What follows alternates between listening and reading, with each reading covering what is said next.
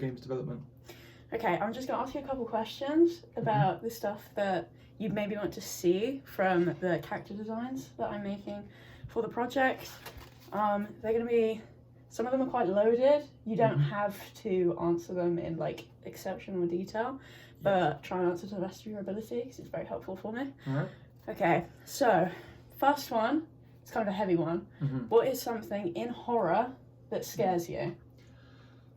Well, I'd honestly say that it is the fear of the unknown, the fear of not knowing what is out there, what is in the darkness, what is beyond your comprehension. So I would say the theatre of the mind is the scariest thing. Yeah, that actually ties in super well, so I'm glad to hear that. One more is, what do you want to see implemented in the troop or soldiers, like the soldier designs that I'm doing? I'd say that sticking to real world sort of designs and the sort of, I'd say, get up and like uniform. So it'd be like tactical vests, night vision, like helmets, not the type you see in World War II or anything, but like actual modern day helmets, just like the standard gear you'd see on most soldiers nowadays. So like incorporating a bunch of like real world, military gear and stuff like that. Yeah. Okay, great. What don't you like about horror as a genre, or like in specific some of the movies that you see come out or games? Something that you do not like. I don't like. Yeah. Well, obviously, jump scares, easy. Shock horror just doesn't work. Shock Yeah. horror, old, oversaturated, doesn't work anymore. Yeah. Other sort of cliches, like overblown gore, which is just unnecessary a lot of the time, doesn't really add to anything. It just makes the audience feel disgusted. What else? Stereotyping of like the whole final girl sort of type thing. Just like oversaturated, overused stereotypes and cliches, that kind of stuff. Just the stuff people already criticize. Yeah, no, I get that. One more is, what can I do to make the designs less basic and boring? This could be about like the creature designs or the soldiers or anything like that. With the soldiers, I'd say to make them subvert expectations and leave that as a broad sort of answer, because I want to see what output comes from that. But for the creature design, I'd say avoid humanoid shapes as much as you can, because I feel like having it be a humanoid shape is much more familiar than you'd want if you're going for like a full-blown sort of like horror experience. Humanoid forms do work to some degree with like the uncanny valley sort of aspect of having a creature appear human but not be fully human. That works. But I feel like having it be a full-blown monster has a lot more weight and impact than people give it credit for. So I feel like having like an actual monster, like tentacles, slime, eyes, that kind of thing. So not play into the whole kind of like uncanny valley stereotype, not make it more humanoid, to be honest. Like, I wasn't really expecting that answer, because I feel like a lot of people get really freaked out about having something that is not human in nature, but like human in like the codes and conventions and that kind of thing. So like skin and limbs. I feel like a lot of people find that unsettling. I will try and take that into account, because I feel like I usually get pretty caught up in, whenever I do creature designs and stuff like that, it is predominantly based off of human anatomy.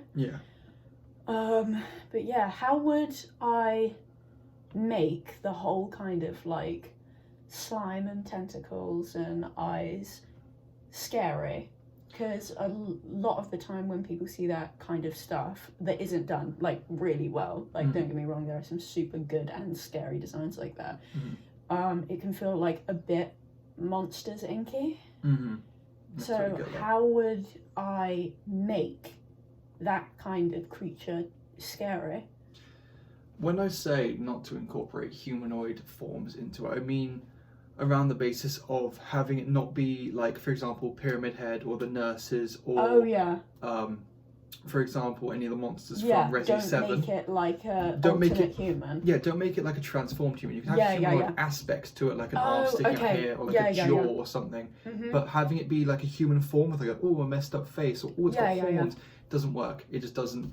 It isn't scary because underneath it, someone's modelled that, and it's just a humanoid with some weird aspects to it. Yeah. One thing I'd say to look at would be Lady Dimitrescu from Resident Evil 8 Village, where she is initially a humanoid, literally a standardized humanoid. Oh, that was super creepy. Yes, yeah. So she's a standard humanoid. Mm-hmm. Tall, claws, that's about it.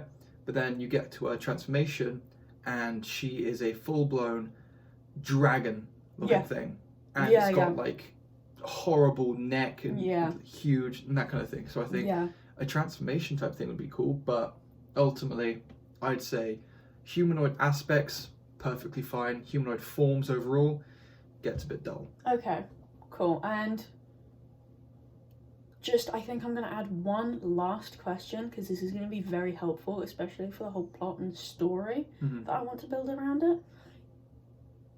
Obviously, it's an odd question, but, try your best. What do you think that God and the devil would look like? Well...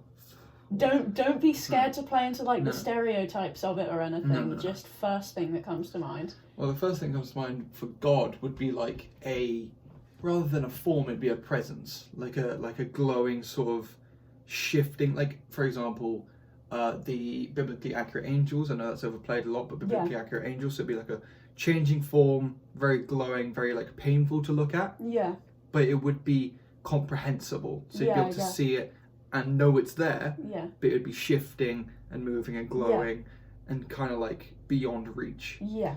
With the idea of a devil or a demon, that kind of thing, I guess it would be to the same degree shifting, but a lot more within reach, with more not realistic but comprehensible. So it'd be more it'd probably adapt to people's fears. It'd probably it would embody all of humanity's most base primal fears, as well as the more advanced and complex fears. There's the fear of abandonment, there's the fear of heights, there's the fear of what else? The darkness. That's primal fear.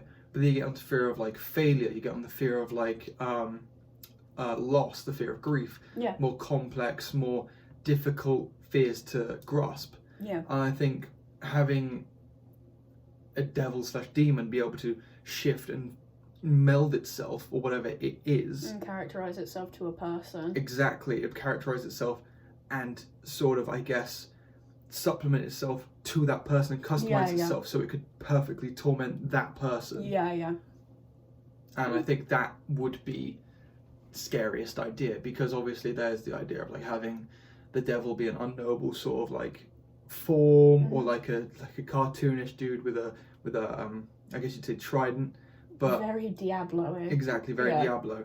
But I feel if we're going off the Christian devil, it would be, someone or something who is perfectly customized for your torture. Yeah. But if we, for example, went off the Buddhist devil, I forget what it's called in Buddhist religion, but it's more of a thing, a straight thing which you can comprehend. Yeah.